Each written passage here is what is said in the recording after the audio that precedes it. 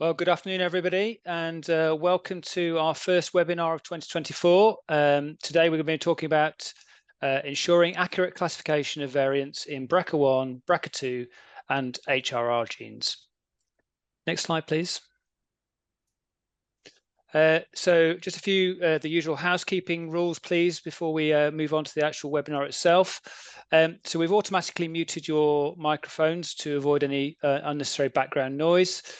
We are recording the webinar, so we will endeavour to make this available to you very shortly after the webinar is completed. It usually takes about 7 to 10 days before we have the compliance checks finished, but we will make sure that you are notified as soon as the webinar is available for you to be able to watch and listen to at your leisure. And most importantly, we always run a Q&A session for these webinars. The aim of the webinars is about education. So at the end of the webinar, we will go through the Q&A. So please do submit your questions through the dedicated Q&A session chat at the bottom of your menu bar.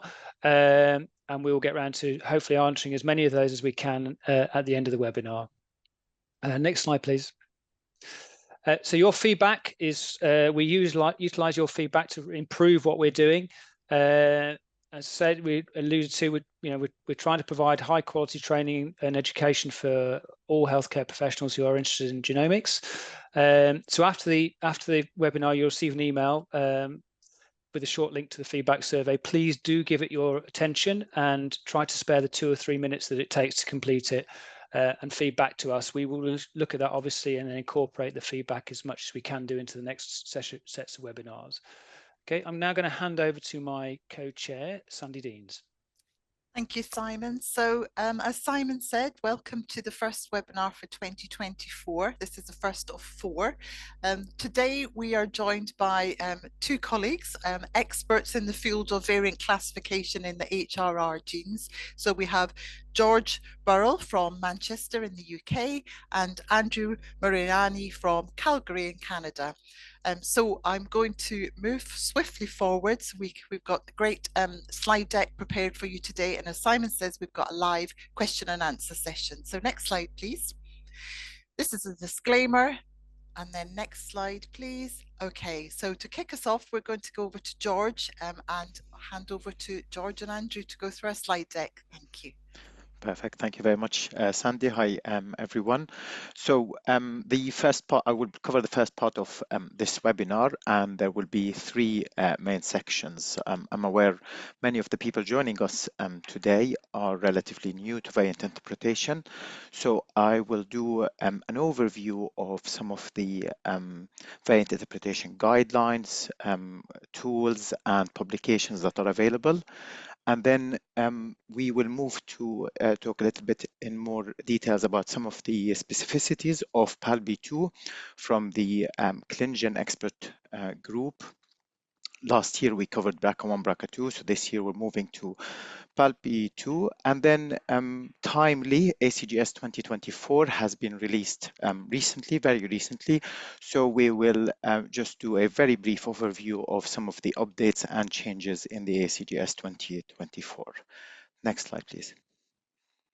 So just very briefly, it all variant interpretation was revolutionized in 2015 when the ACMG Richards et al. Guidelines were released.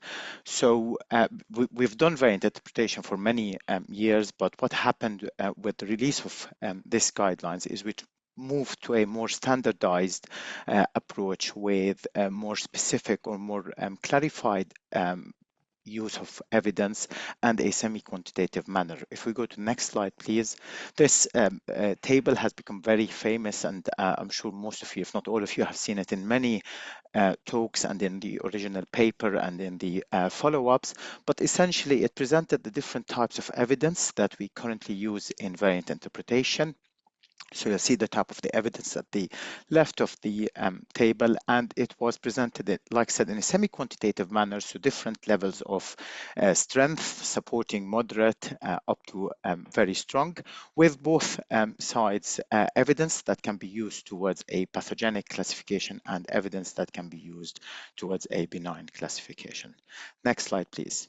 Now, following on from the Richards et al., many updates and follow-ups have been released.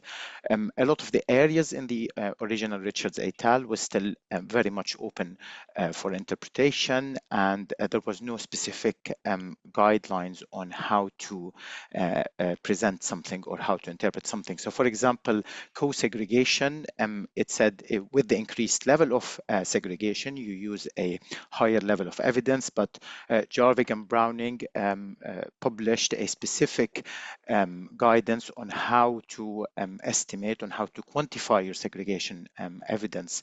PS3, for example, on functional studies, bottom corner, Berneck et al. The original publication said well-established functional studies, but this clarified and provided a framework on how you interpret PS3. And importantly, one of the really important follow-ups was the Taftijian et al., whereby the ACMG guidelines were modeled into a Bayesian statistical framework, which actually gave us a much more structured statistical-based evidence toward the level of strength of the various evidence that we can use. Next slide, please. The UK adopted the ACMG guidelines directly with the release of the ACGS best practice guidance in 2017, which was then updated in 2019, 2020, and more recently 2024, which we will touch upon in a few minutes. Next slide, please. And what happened also in the UK is there was a quick realization that the ACMG guidance that was more directed at rare disease genes, and there were many areas that we identified where cancer genes, those inherited cancer susceptibility genes, pose different challenges or requirements than the rare disease genes. And this led to the formation of the Cancer Variant Interpretation Group in the UK, which worked on adapting the guidelines to be more fit for cancer genes. And I've just put some examples of these publications and updates that are very useful. Next slide, please.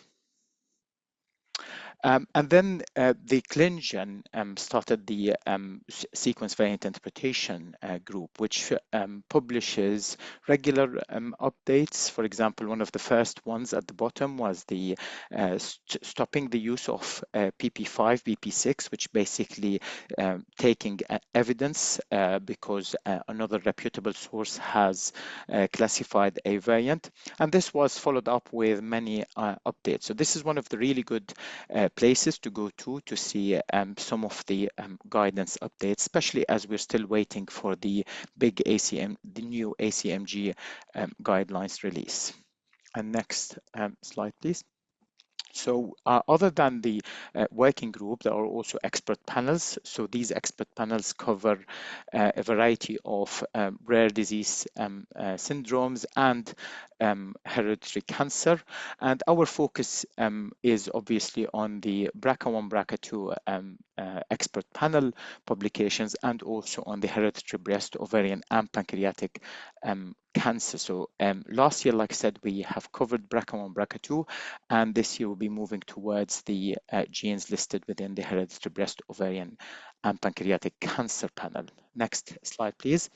And there are currently, so this is the BRCA1, BRCA2, so you can get to the various evidence in there.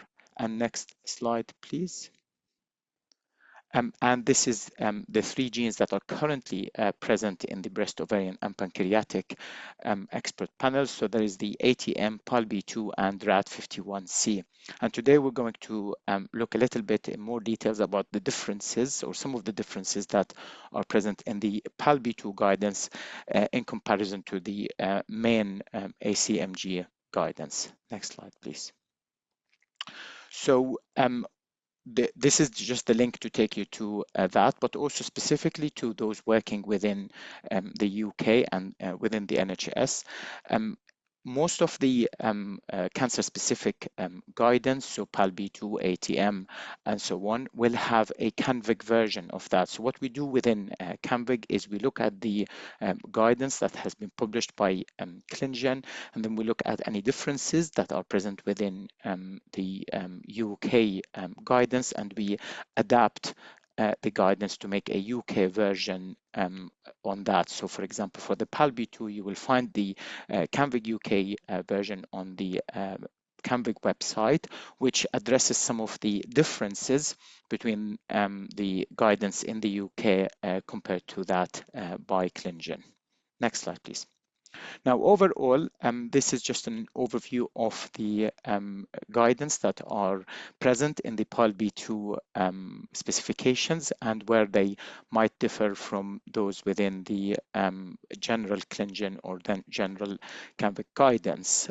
So we can see that there are certain ones that are not in use, where you can see an X next to it, and the others are in use and the different level of strength that you can use it as. This is for pathogenicity evidence, and on the next slide we can see those for the benign evidence. Now we're going to go through some of these. Next slide, please. So for example, for PVS1, I'm sure most, if not all of you, are very familiar with the Tayoun et al. PVS1 framework, which has been used for many years now, and it's really helpful to guide us through the evidence where a variant is expected to be truncating. What happened with the gene-specific ones is they tried to address some of the details that are only specific to certain genes, and that's, you will mainly find those for well-established genes such as cancer susceptibility genes. So if you head to the PAL-B2 guidelines, it follows the PVS1 framework as presented by Tayoun as an overall framework. However, there are lots of details that are very specific to PAL-B2 based on understanding of the gene and the protein itself. So next slide, please. So it's very detailed. It's covered the different types of variants that are covered by Tayoun et al. And on top of that, next slide, please, you will find all the different splice sites, so all the different canonical splice sites and the different levels of strength that you can apply PVS1 to. So if you haven't used them before and you do look at PAL-B2, recommend going straight to the guidance there. Next slide, please. So there's also the introduction or the use of PVS1 variables. So this is has been now used in several gene-specific guidance, but essentially PS3 was, so that's the functional evidence criteria, was used for both protein-based functional studies and RNA-based functional studies. However, recently, a lot of the ClinGen expert panels have started moving towards using any RNA functional evidence within PVS1 to avoid any clashes or misinterpretation of certain elements. So some people refer to it as PVS1 variable RNA, certainly in the PAL-B2 criteria. And that's basically where you can apply your functional RNA-based functional evidence on any splice defects. Instead of using PS3, you come to use PVS1 variables. Next slide, please. So there's also PS1 splicing. So this is in the original guidance. It talks about the amino acid changes, where basically it's the same amino acid change as previously established pathogenic variant, regardless of the nucleotide change. Now within PAL-B2, for protein, this is not in use. However, it can be used for RNA, and there's a very nice table in the guidance where basically it explains the use of PVS1, PS1, and PP3 specifically for splicing alongside each other. The different levels of strength and the different type of variant, whether it is a canonical variant or outside canonical variant. Next slide, please.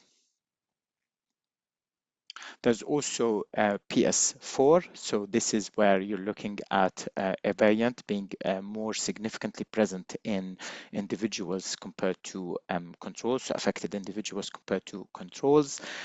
They do not allow case counting, and they provide the limits on the statistical significance of your case control study. So you have to have an evidence based or supported by a statistical test with a p-value and odds ratio or relative risk and so on.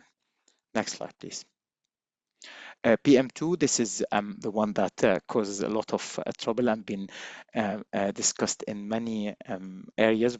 We're waiting for the ACMG a new guidance to have a more guidance on what to do with it. But within PALB2 and many other guidance, the use is capped at supporting rather than the original moderate level. Next slide, please. PM3, this is less commonly used within cancer susceptibility genes because it's mainly for recessive, or it is for recessive disorders, but for some of the genes within hereditary breast and ovarian cancer, they are also Fanconi genes, so they act as autosomal recessive towards Fanconi anemia. And what's really nice in these guidelines is they provide you a very detailed list of the different phenotypic elements and guidance on how to combine them and what level of strength to use it as. So it provides an extra element of evidence that's not directly coming from, for example, actual cancer evidence. Next slide, please. PM5, this is basically where there's another missense change at the same spot, but it's not to be used for a protein, and that's because, as we will see also in another comment, missense changes are not yet confirmed as a disease mechanism in PALB2, but you can use it for a frame shift and truncating variant if they are upstream of tyrosine 1183. So this is not a use that was there in the original ACMG guidance for PM5, but it was adapted in various guidance, including PALB2. Next slide, please. PP1, this is the co-segregation element. So mentioned that earlier in the original guidance, it was use at supporting level or moderate or strong when you have more evidence towards it. Then Jarvik and Browning was published, which basically was using a meiotic counting approach if you have used it, and based on the number of informative meioses, you can increase the level of the evidence. Now, for many cancer susceptibility genes, we're moving away from meiotic counting towards a Bayesian based approach. And one of the tools being recommended by these specific or cancer-specific gene guidance is the Cool Bayes segregation tool. But essentially, it provides you with the different Bayes factors or lot scores that allow you to use co-segregation anywhere between supporting to strong. Next slide, please. PP3, again for PALB2, because of the missense variants not being confirmed mechanism for disease-causing mechanism, you can use it for RNA rather than for missense changes. Next slide, please. Then on the benign side, BA1 and BS1. BA1 is the standalone criteria. Originally was for allele frequency above 5%, but recommended for PALB2 is above 0.1%, and then for BS1, the recommended allele frequency is above 0.01%. Next slide, please. BS2 2, this is basically where you're observing it in healthy adults. Again, one of the main ones is recessive criteria. So this is the more or less the opposite in this case for PM3. So again, presents the different levels of evidence of seeing it in, for example, healthy individuals as homozygous or compound heterozygous manner. Next slide, please. BS4, this is the lack of segregation. And again, you can use the statistical tools for segregation, such as Cool Bayes, in order to get the base factor or the lot score in a way that you can use it as a benign evidence showing lack of segregation. Next slide, please. Then we have BP1, which is the missense variant in a gene where primarily truncating variants cause the disease, and interestingly in PALB2 you can use it for all missense variants. Again, there are, as they state very clearly here, there are no true missense pathogenic variants confirmed or refuted in PALB2. Next slide, please. BP7 and BP7 variables. So this is talking about a synonymous variant with no splicing prediction.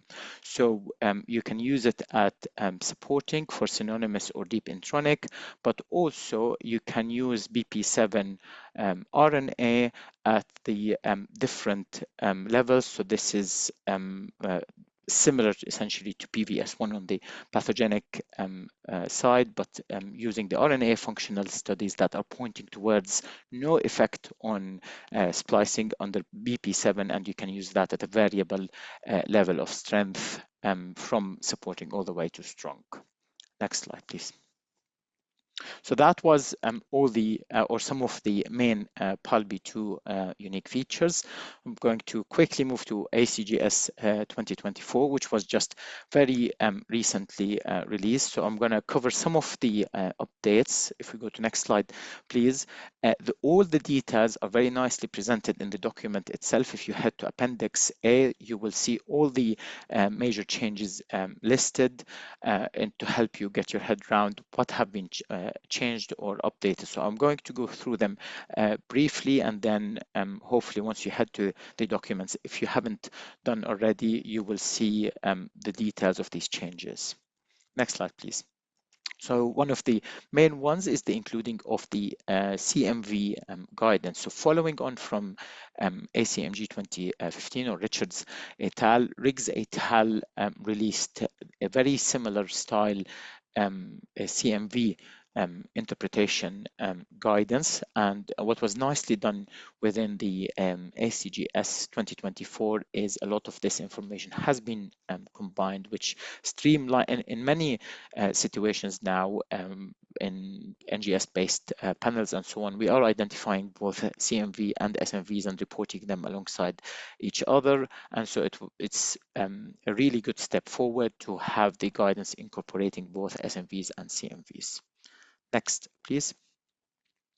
Another important one is including disallowed combinations of codes. Now, many of the evidence criteria that we use can stem from very similar resources or use very similar resources, which can put us at the risk of double counting or using the same evidence in more than one place. Within the CAMVIG guidance, we have gone through all the various options whereby different criteria can be combined together and listed the disallowed combinations or the combinations that have to be used with caution. And that's available for both towards pathogenicity and towards benignity within the CAMVIG guidance. And now the ACGS 2024 include referencing the disallowed combinations. Next slide, please. There's also, because I mentioned earlier the publication of the Taftesian et al. Paper where the ACMG criteria was modeled into Bayesian classification framework. So before that, we were working towards a limited number of combinations that you're allowed to use in order to achieve a certain classification. So table 5 on the side, on the left-hand side, is the one present in the original Richards et al. Criteria, Richards et al. Publication, and you can see the one from in the middle from ACGS 2020. Now on the right hand side is one of the Canvic publications where basically it provides the odds of pathogenicity, it provides the combination evidence, combining the evidence for the different criteria. So each evidence strength have an odds of pathogenicity that's assigned to it following the Bayesian classification framework. And for each one of them, that translates into an exponent score. So for example, a very strong piece of element gives you 8 points, a strong piece of element gives you 4 points, and so on. Then what happens is once you combine these exponent scores, you can achieve a certain classification once you achieved a certain number of total points. So for example, anything with 10 or more, some exponent will give you a pathogenic, and anything between -1 and -5, for example, will give you a likely benign. So ACGS 2024 has moved away from a very specific table of combining the evidence criteria into a Bayesian-derived evidence points system. Next slide, please. And you can see a nice explanation of that with certain exceptions, but essentially you give every piece of evidence a certain number of evidence points, you add them up together, and you achieve the different levels of classification. Next slide, please. Then they also aligned more of the updated ClinGen SVI changes. So for example, I mentioned earlier PP5, PP6, which is the use of reputable source, was removed by the ACMG criteria, and that's the same now happened in ACGS 2024. And next slide, please. They also moved, which also mentioned within the PALB2 earlier, they moved the use of RNA assays from PS3 into PBS1 RNA, which also aligns very nicely with the very recent Walker et al. Publication from the ClinGen SVI splicing group. Next slide, please. They also removed what became known as the temperature scale of VUSs. So VUSs in the 2020 ACGS guidelines were on a temperature scale from ice cold all the way to hot, which being used by many people, for example, for which variants you put at the front of the report or at the back of the report. These have been now condensed to 3 different levels of VUSs based on the posterior probability of them being pathogenic. Next slide, please. There's also PM2, which, like I said earlier, has been causing some issues. So what happened within the ACGS community is that there was a review or a mini impact assessment on what happens if we stop using PM2 moderate, and because PM2 the changing of the PM2 level of evidence is being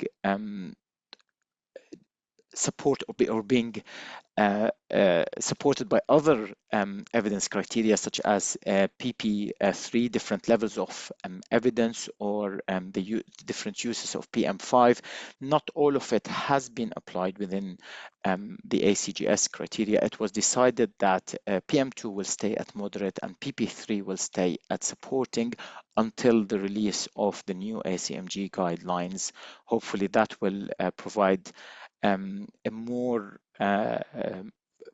fully included evidence criteria changes that will allow the impact of downgrading PM2 on its own to be reduced. So if you're downgrading PM2, for example, but allowing the use of PP3 at higher levels, that might negate the impact of the PM2 sudden downgrade or stopping the use of it in the first place. So for now, there are no changes for PM2 or PP3 within the ACGS criteria. Next slide, please.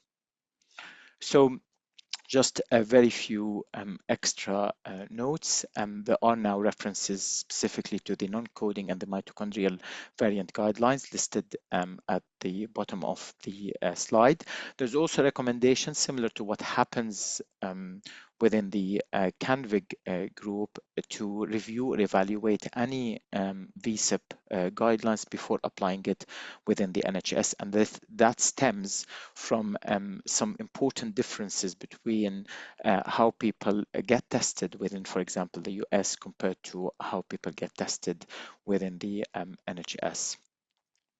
There are also add the option to add your evidence points on the reports. And like I said before, all these changes are summarized in Appendix A. I recommend looking at that when you start exploring the new guidance. Next slide, please. Now I'd like to hand over to my colleague, Andrew. Thank you. Thank you, George. For this next section, I am going to go over 4 resources that I feel are quite useful for variant classification. These are all publicly available resources. You don't need to subscribe, pay any subscription fees. So these are all readily accessible, presumably by anyone with the internet to use. For those of you who have a lot of experience with variant classification, you probably know a lot of this information. But this is more geared towards individuals who are just starting off or newer at variant interpretation. Next slide, please. So the first resource is the GNOMAD database. This is a population database of variant frequencies in the general population. This is primarily used for assessing the use of PM2 and BA1 and BS1. Next slide, please. So the GNOMAD database is comprised of several different data sets. With genome build GRCH37, it started off with the exact database, and additionally, they've added GNOMAD version 2.1. If you use the GRCH38, the newer genome build, they started off with GNOMAD 3.1, which is comprised of 76,000 genomes, and have recently expanded to GNOMAD 4.0, which has over 800,000 individuals. 730,000 of these are exomes, and 76,000 of these are genomes. Which within each of these data sets, the population frequency can be broken down based on ethnicity. They have African, Ashkenazi Jewish, East Asian, European, Middle Eastern for the newer builds, as well as South Asian and other. As you can see with the newer builds, especially going from version 2.0 to 4.0, there's about a 6-fold increase in the number of individuals in this data set. The data sets are primarily comprised of Europeans. They make up over 75% of the population. But if you look at the individual ethnic populations, their absolute numbers do increase in the newer builds, so version 4 versus version 2.1 and 3.1. This data came from over 100 different studies. These include case control studies, population studies, and biobanks, and contributed to by over 308 different individuals. It's worth noting that the GNOMAD population database is often considered a normal healthy population, but there are individuals with disease in this data set. GNOMAD has tried to filter out pediatric studies, so there's presumably very few, if any, pediatric disorders represented in this population, but they do have case control studies from neurological and cancer studies, so these aren't totally disease-free individuals. Next slide, please. So you can navigate the Nomad database either by typing in your genomic location specifically, or you can browse a gene. If you type in the gene, what you get is an image of the canonical transcript with the different exons. You have the number of synonymous, missense, and loss of function variants, as well as the loss of function intolerance predictors. On the top right, you can see in this case, it says Nomad version 2.1.1. You can toggle between the different builds. So you can go from 2.1 to 3.1 to 4.0. And if you scroll down, so next slide, please. If you scroll down, you start seeing the different variants present in your gene of interest. On the top bar, you can see the different filters you can use to filter your variant. So you can look at loss of function only, or missense, or synonymous. You can exclude genome data or exome data. So there are a variety of different ways you can filter your data by. The variants are described by the HGBS consequence. If the variant is present in a coding region, it will be given by the protein nomenclature. And if it's found in the non-coding region, so in an intron, it will be described by the DNA nomenclature. They also link to the clinical significance as found in the ClinVar database. And then further along, you see the allele count and the total alleles present and the allele frequency for a given variant. Generally speaking, the total allele number tends to be quite similar for a gene, but there are regions where you'll have higher or lower allele numbers, so it's just something to keep in mind. Next slide, please. So when you click on a particular variant, on the very top, you'll see the genomic location. Then you'll see the columns will be exomes, genomes, and total. And it'll give you the allele count for the exomes, the allele count for the genomes, the total allele count, and the total number of alleles present at that location. So you can look at this both from the context of exomes or genomes or all combined. On the top right again, you can toggle between the different builds, genome version 2.1, 3.1, and 4.0. Also within version 2.1 and 3.1, you have the option to toggle to a subset of individuals that have, they've filtered out the case control studies for cancer studies. So you're looking at a population within either 2.1 or 3.1 that has excluded individuals submitted because of a cancer study. Version 4.0 doesn't have this function, and they do not plan on adding this function. Apparently, the dataset is too large for them to manage this level of detail. Somewhat in the middle at the top, you see external resources. These are useful links that you can click out to. So the UCSC Genome Browser, as well as ClinVar and ClinGen. And then in the main body of this slide, what you see is the allele frequency in the different ethnic populations. If you click on a tab on one of the small arrows, you can break it down to the gender, so the XX or XY. You can also, for some of the ethnic populations, it will further break it down into subpopulations. And you can see the total allele count, the allele number, and the number of homozygous individuals with this variant, as well as the allele frequency. And you can also see at the bottom, they break it down to male and female. And next slide, please. If you scroll down on the web page, at the bottom of the page, what you'll see is this additional statistics, one of which is the age distribution, both for your variant of interest and all individuals that were used to compile this data set.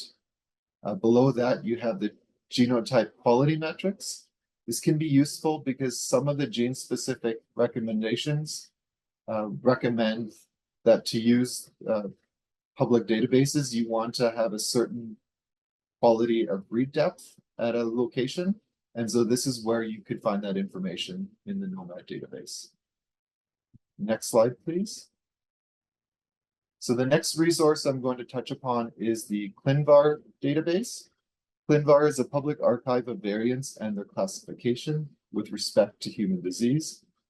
It's an active partner in the ClinGen project. So ClinVar and ClinGen are two separate entities, but they do work together to improve variant classification.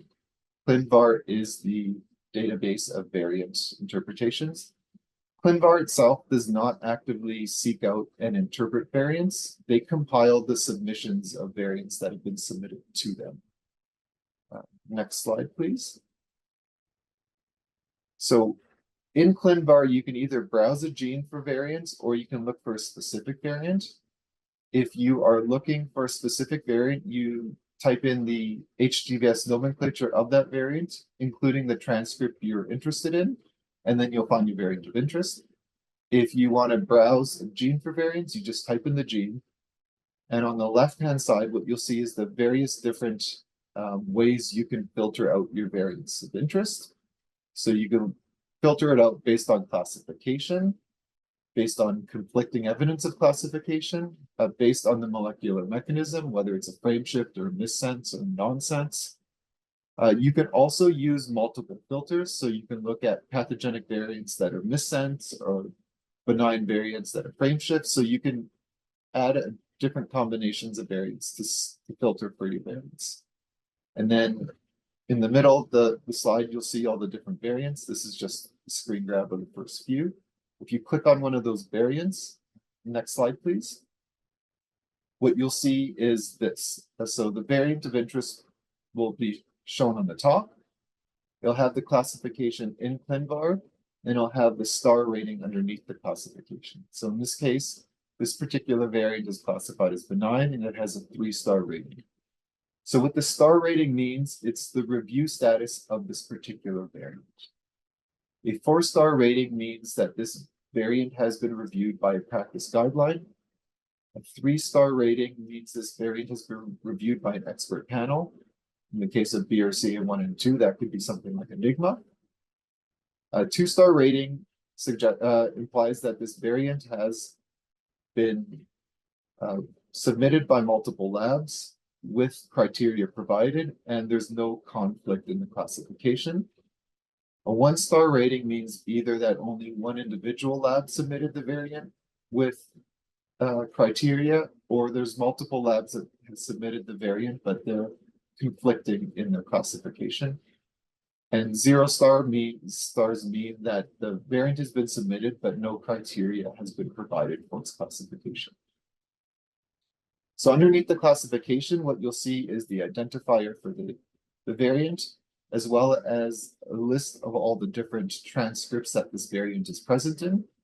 So for some genes, there are multiple transcripts that could be of interest, and this is where you'll find the different transcripts where your variant of interest can be found in.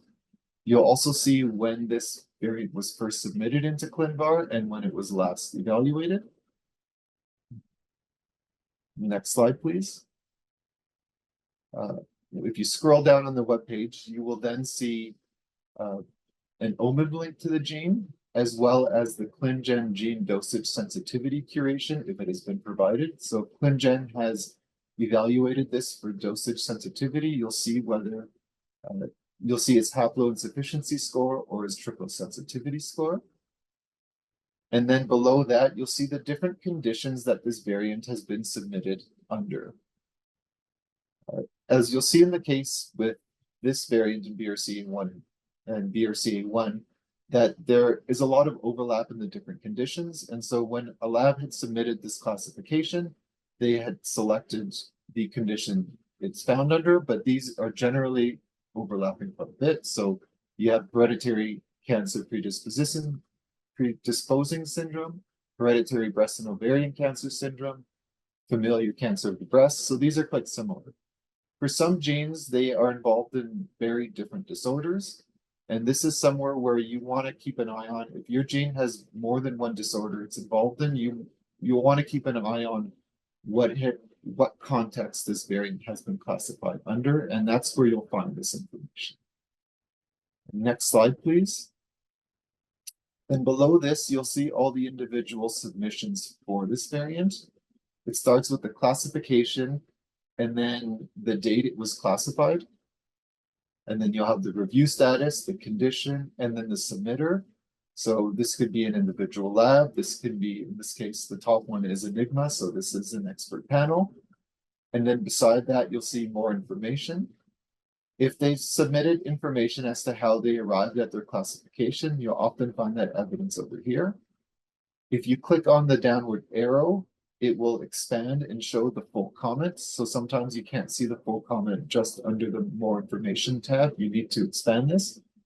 And they'll often provide publications or internal evidence that they use in the classification of this variant. Also under the submitter, it's worth noting that it'll show when it was first identified in ClinVar and last updated. So this can be useful if new guidelines have come up. It might be more relevant to look at some of the newer classifications if they're using the new guidelines versus some very old classifications. Next slide, please. Below that on the same webpage, if you scroll down, you will then see possibly some functional evidence if it's there. It's not necessarily a thorough investigation of the functional evidence for this variant, but sometimes you'll see the addition of functional evidence publications. And below that, you'll see the citations associated with this variant of interest. This is not a comprehensive list of all the citations. I believe these are the citations that were added by the submitting labs.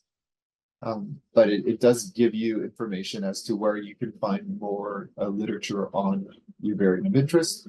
Keep in mind, not all these publications will be directly associated with your variant of interest. Sometimes there'll be a publication just associated with that gene and showing its association with a particular disease, or loss of function variants with showing to be damaging to your in a particular disease. So it's worth reading the publications to confirm that this information is in fact what you're looking for. Next slide, please. So related to ClinVar, but slightly different, is the Clinical Genome Resource, or ClinGen. George already touched upon this in his portion of the presentation. I wanted to walk you through how to navigate some useful functions. To be honest, ClinGen itself probably would be worthy of a whole hour of discussion in on its own, because there's so much information on this webpage. But I'm just going to focus on a couple of the aspects related to specifically to variant interpretation guidelines. So ClinGen has a disease-specific expert panel, where the expert panels have tackled a particular disease and looked at certain genes and refined the ACMG guidelines to be most applicable to those genes and diseases, as well as a sequence variant interpretation criteria specific registry. And this is where they've refined the ACMG 2015 guidelines, as George has mentioned earlier. There's also a tab for variants curated by an expert panel. So these would be their internal expert panels. If they've curated variants, you can find them under this curated variants tab. Next slide, please.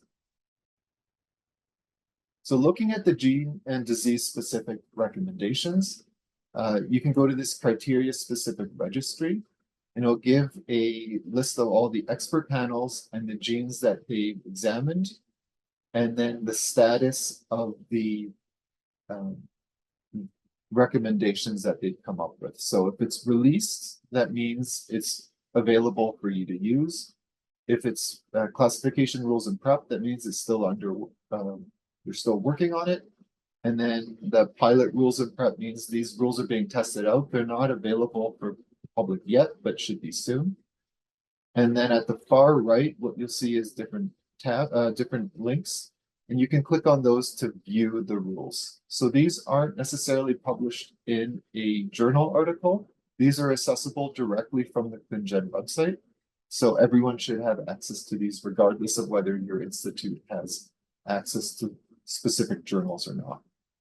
And this is where you would find the Enigma BRCA1 and 2 recommendations, as well as the PALB2 and ATM recommendations that George had mentioned. Next slide, please. And then the last section of ClinGen I wanted to comment on are the sequence variant interpretation recommendations. So these are refinements of the ACMG 2015 recommendations.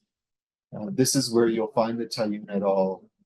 PVS1 decision tree, as well as the justification for other modifications to the ACMG recommendations, including the PM2, PM6, PS3, BS3, just as a few examples. In general, if there is a gene or disease-specific recommendation for your gene of interest, it's probably best to use that. However, if those aren't available, then this would be an excellent resource to help you improve in your variant interpretation guidelines. Many of the rules that come out here are implicated in the gene-specific recommendations, but they're not all necessarily, and you don't want to be mixing and matching.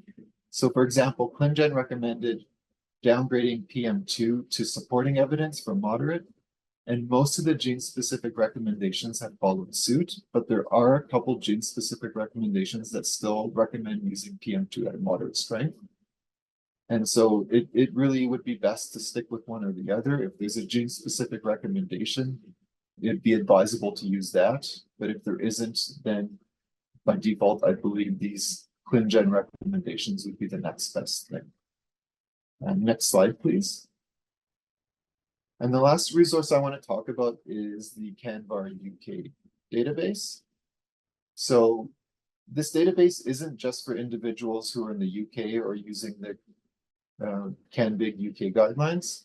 I work in a lab in North America and I use the CanVar UK website. I find this to be a great data set. So you can, this is specifically for cancer genes, and you can select your gene of interest on the left tab. And then you start typing in your variant of interest on the middle section. And if your variant exists in their database, it'll pop up and you can select it. Next slide, please. When you select your variant of interest, what you'll see is 6 different tabs on the top that you can toggle between. The first tab is a general tab with general information about your variant. And then to the right of this, you'll have a bunch of useful links. So you'll have some Google searches as well as PubMed searches. You can also link out to ClinVar and Varzome and OVD.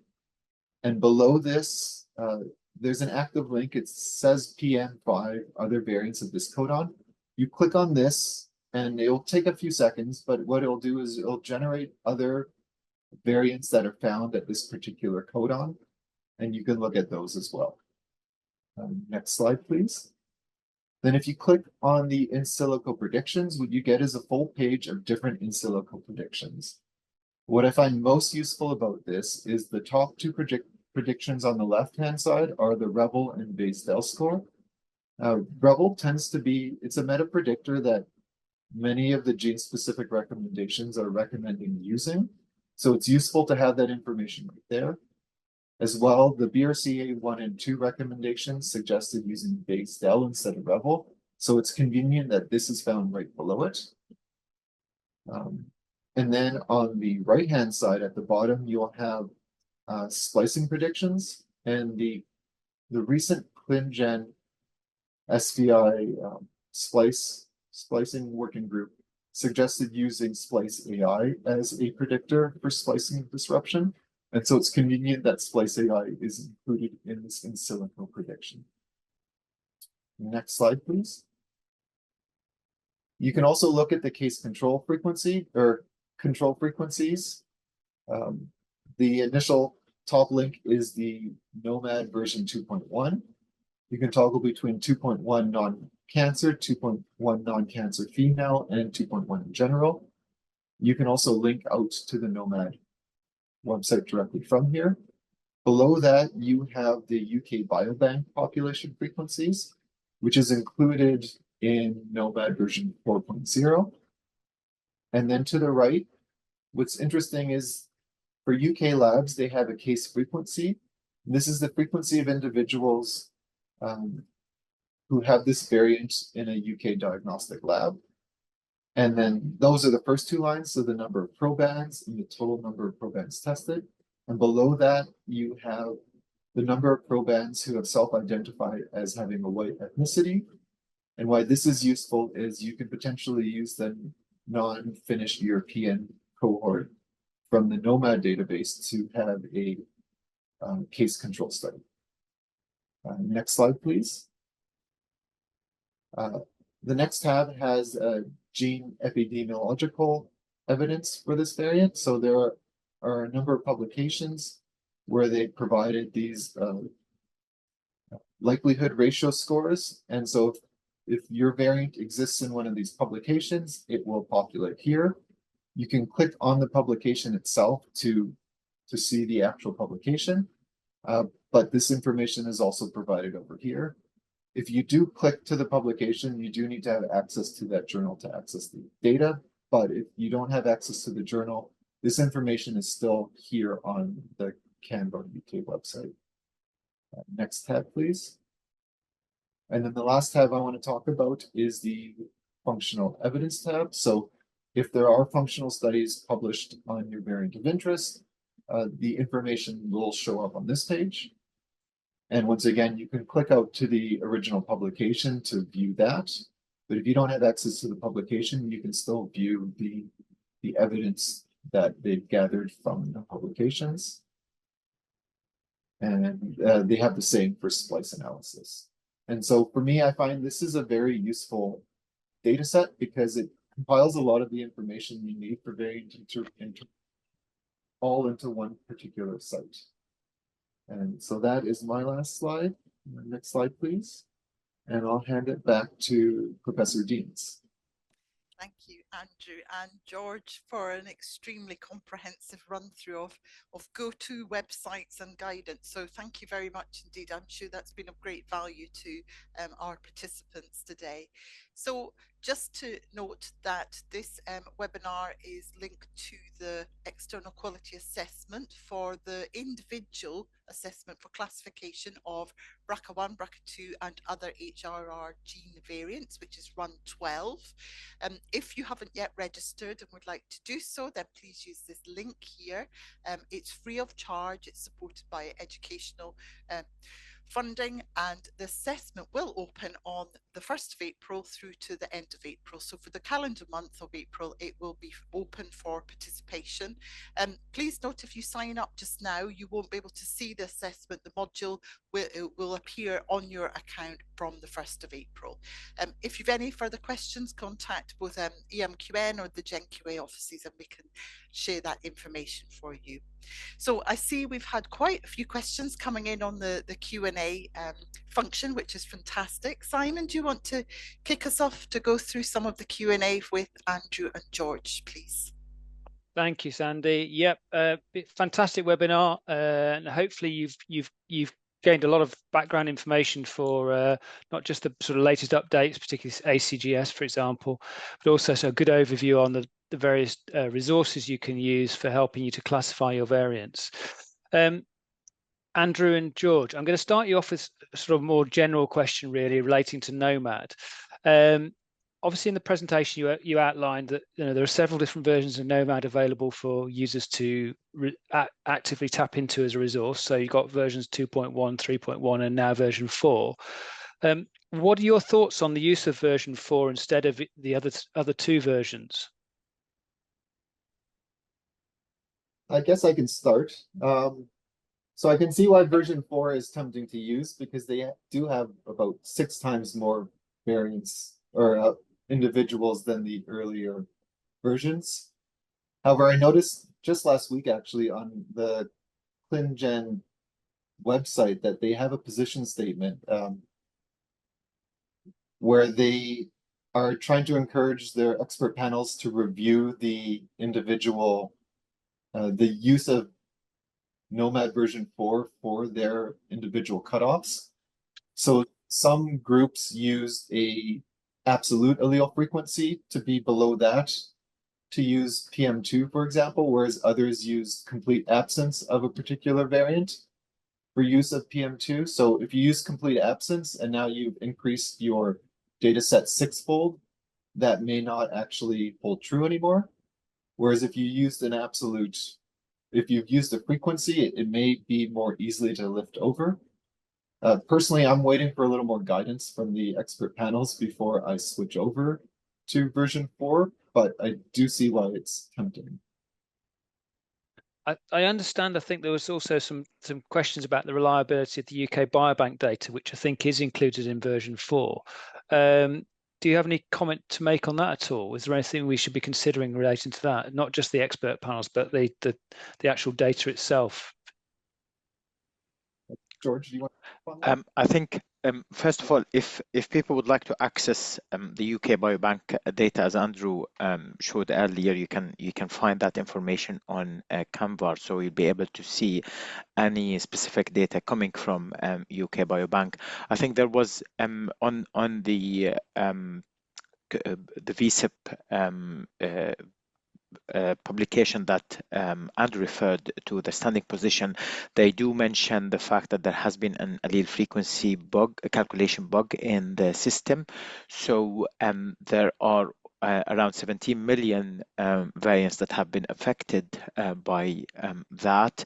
They are hoping to resolve that in version 4.1, which should be released by the end of the month. So I think the two important points is there's no rush to shift to version 4. The VSIPs are assessing the use of version 4. It's being reviewed, for example, in CAMVIG as well in the UK, the use of version 4. So don't rush to apply version 4. You're still okay to use earlier versions or a combination of earlier versions, especially that some of them are more enriched with WGS data and others are more enriched with exome data. So it depends where your variant is, whether it's intronic or exonic, until hopefully further clarification and the next release of version 4.1. Thank you, George and Andrew, for that, because I think that leads on, I think, as a nice introduction actually, because there are several questions from the audience relating to the use of Nomad version 4. I think you've probably covered the sort of specifics there about the difficulties and the implementation time associated with that, and whether you should or shouldn't move to version 4. I did notice there was a question specifically relating to BS1 and PM2 for variants in cancer genes. So are the number of patients from cancer studies too small to allow them to be those classifiers to be used at all from Nomad version 4? Or would you recommend still holding off and waiting for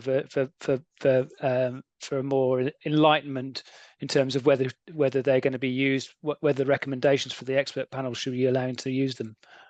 What's your opinion on that? I believe the bulk of the new samples in version 4 are primarily coming from the UK Biobank. George, is that correct? Yeah, a large input of the data in version 4 comes from UK Biobank. That's correct. Okay, so it sounds like from what you're saying, then the recommendation would be, as you said before, hold on to version until we get more guidance on using version 4, essentially. What about CMV population data? What's the best database for that CMV population data? Nomad version 4, or again, hold on till we have more enlightenment? I think overall, hold on, but hopefully the SV, so the structural variant element on Nomad version 4 will enrich the number massively for structural variants. Okay, that's great. Sandy? Yeah, thank you, Simon. There's a question here about moving away from the databases, more about the guidelines. So as the guidelines change, and we know that they're continually being refined and finessed, if you go to ClinVar and there's an expert review being performed that obviously have been using older sets of guidelines, should you routinely be classifying them yourself going forward? What's your thoughts about that? I can take that if you like, or Andrew, but I think any variant that you find on ClinVar, certainly how we do it in the UK is we review the variant locally and then classify it. What's really helpful from these expert reviews that are available on ClinVar is they summarize and present the evidence they use in reaching the classification. So there's no harm in using, for example, data they provide and then applying some of that to any other extra evidence that you have. But we would always recommend classifying the variant locally. I completely agree with that. So following on from that, then, what's the sort of policy that you envisage going forward around reclassification? Should it be done systematically, should it be done regularly, or only if there's a clinical need? Oh, that's a different. That's all. I guess it depends resources and capacity. Yeah, I think it's a resources question here, but there is a very useful Canvic reclassification publication that talks about what happens when certain variants have been reclassified and the recommendation of revisiting older data, which can be applicable for many disciplines. But overall, I think it's a resources we certainly don't have enough resources to be regularly reviewing all variants that we identify. Yeah, I think you're right. Andrew, what's the situation in your neck of the woods? I agree as well. We don't have the resources to proactively review variants, but when we do come across them again clinically, that is when we would reclassify them. Yeah. It may not be perfect, but it would be impossible for us to proactively review all of our BRCA1 and 2 variants right now. Sure. I know that there's some centres who ask the patients themselves to contact their clinician every year, particularly if they've a BUS for reclassification. So I guess that's sort of the onus then is on the patient to follow up rather than the laboratory or the clinician. Yeah. Going on to a bit more about PALB2, because you touched on that very nicely at the top of the talk. So where to find case and control studies values for PALB2? Any advice there? Oh, I think certainly the literature in terms of finding case control studies, and also for UK users, anyone registered on the CANVAR website, you can get some of the numbers for the affected individuals that have a variant and the overall of numbers of those who have been tested within the UK. So for some genes there are information on CANVAR, but overall it's publications for case control studies. Great, thank you for that, George. And then just following on CANVAR, you talked about it's a UK-based resource, but obviously it's a great, rich resource for anyone based anywhere. So somebody's asking, is there a fast way to find a variant for PM5 or PS1 evidence, like the one present in the CANVAR UK website? Generally, I would either check the ClinVar UK website or ClinVar itself to search for other variants at that particular codon. Yeah, great. If the gene is listed on CANVAR, sorry, I would recommend using CANVAR because it's very nicely quick. Great, that's great advice. Simon, anything else you want to pick up on the Q&A? I think we've probably covered most of it. I want to come back to, I think, the point you made previously, which is about reclassifying variants, because I think this is probably a question that's we're all holding our we're holding out for an answer into in many ways.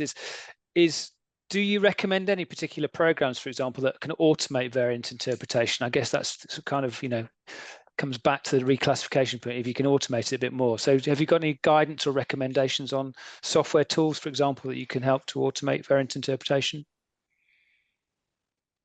Well, I know there's a lot available. I would still caution against using an automatically generated interpretation, just like I wouldn't use ClinVar blindly without classifying the variant itself. I also wouldn't use a program to classify the variant for me. I still think it involves human review at this point. I think I agree with Andrew. I wouldn't take classification of any tool without reviewing it, but I think many aspects of variant interpretation now lend themselves to automation. Parts of it can be automated. It has to be reviewed, validated, checked, etc. But for example, PVS1, this is something that can be automated in many sense. There are tools that automate PVS1, but then it comes to the problem, are you using a general PVS1 automation? Well, we know that doesn't apply to all genes. So any genes with very specific guidance, like we've seen for PALB2 and also for BRCA1 and BRCA2 and many others, there are exceptions for the general rule. So there are elements that lend themselves to automation, but with cancer susceptibility genes, especially the well-studied ones, these tools need to be made specifically to cover the genes of interest for them to be informative and helpful, I would say. So what about looking forward then? So obviously AI is a tool that's already been explored in many different fields of our area of work. So what about the role of AI in guideline-driven variant interpretation? Do you see that coming along anytime soon? Are you concerned about that? I mean, you've already alluded to the fact that you would still have, if you like, a human check for the process to ensure and validate the results coming off any automated tool. Are you aware or worried about that, the potential for that in future? I think AI will play more of a role in the future. I don't know how far away we are from that. Personally, I'm looking forward to it. The variant review can take a long time, so anything that will help improve the process for us will help us get through more cases in a timely manner. As far as timelines go, though, I haven't seen anything yet that I'm quite convinced by at the moment, but the field is evolving rapidly, so it wouldn't surprise me if this is coming. I agree with Andrew. I wouldn't be worried about AI coming into play here. I would be very excited about it, but for appropriate use of it. I think the term has been is being overused in some tools where they publicize a tool as AI-driven variant interpretation, when sometimes it's it's mainly an automated variant interpretation tool with very specific elements being supported by AI, for example, literature search and so on. So I think AI will play an important role in the future. But again, like any other tool, it needs to be validated, monitored, and see how we can adjust the use of it and the guidelines to fit together nicely, so that you can still provide your patients with a validated, trustworthy variant interpretation. And there's lots of projects doing that, isn't there? You know, across England in particular, there's different validations ongoing. I think the stepping stone, probably not go full hog to AI systems, is probably decision support tools, just how to make visualizing the data much easier and quicker for those individuals who are actually going through the data and applying the guidelines. So I think machines can help hopefully just streamline the process going forward. I would agree entirely there. I think the stepping stone is just supporting, as you say, the decision support is the starting point. But I'm these tools are coming along, aren't they, at frightening speed? So I think it'd be interesting to see how the field's going to evolve in the next year or two in that respect. Sandy, I think we are looking at I think we've answered all the open questions. I've got one more, okay, which is slightly different. So BP7. Is it only for silent and intronic variant, or also for missense tested for RNA splicing? Oh, I think so. I saw that question and I was trying to find the exact description. So it is left a little bit open under PS1 variable, I think, in the guidance itself.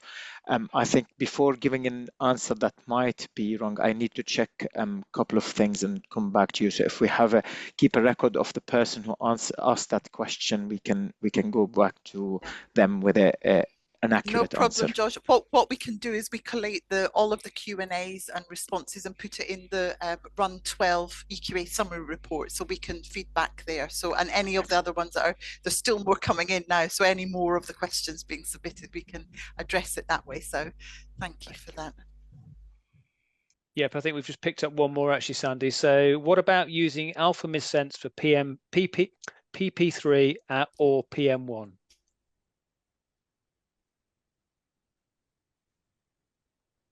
Sorry, can you repeat the question? So what about using alpha missense? I think it says alpha missense in my reading. It says there for PP3 or PM1. Will we add that one to the scheme report as well? I think Because we'll add there's it to more the scheme coming report. in. Yeah, because I've not used alpha missense Yeah. myself, so I think Let's we pick it need up in to the add. report. Yeah, We've got a okay. website being submitted as well, so Yeah. we'll do some digging, background digging. Fantastic. And we also have one about, I think we've already covered CMV interpretation actually. So but we will again put a link to that in the feedback in the questions. Anything else? No, I think that's it. the end of our Q&A. So Yeah. a huge thank you to our participant and our excellent panel today for an incredibly educational workshop. I definitely have learned a lot, and it's great to point everybody in the direction of how to apply the guidelines and then where the data sets are as well. Simon, over to you. Yeah, fantastic. I would agree entirely with what Sandy said. Obviously, I mean, you can now put this into real action, and the EQA itself is open from the 1st of April. We're looking forward to having you join us for that EQA. Please do register via GenQA or EMQN, and apply that in real life practical examples. So really just calls upon me to just thank our speakers, Andrew and George, for a fantastic webinar. Very detailed. As we said before, we're going to provide you with a copy of this from our EMQN and GenQA websites in the near future. We'll let you know. So thank you, gentlemen, for your presentation. Really insightful, very educational, and hopefully the participants will have learned an awful lot from it. I'll also thank the organisers of the webinar. Obviously, we can't present this to you without their support to make that work. And finally, I'll thank my co-chair, Sandy. Thank you again, once again, for chairing. We'll look forward to seeing you all in the next webinar. I can't remember what date it is, but it will be sometime shortly after the closure of the scheme, probably in May, I think sometime. I think it's in May, yes. May, yeah. We'll let you know when that is. But obviously, please do register for the scheme. We'll look forward to having you join us. And thanks once again for all your time joining this webinar today. Have a good afternoon. Thank you. Thank you. Thank you.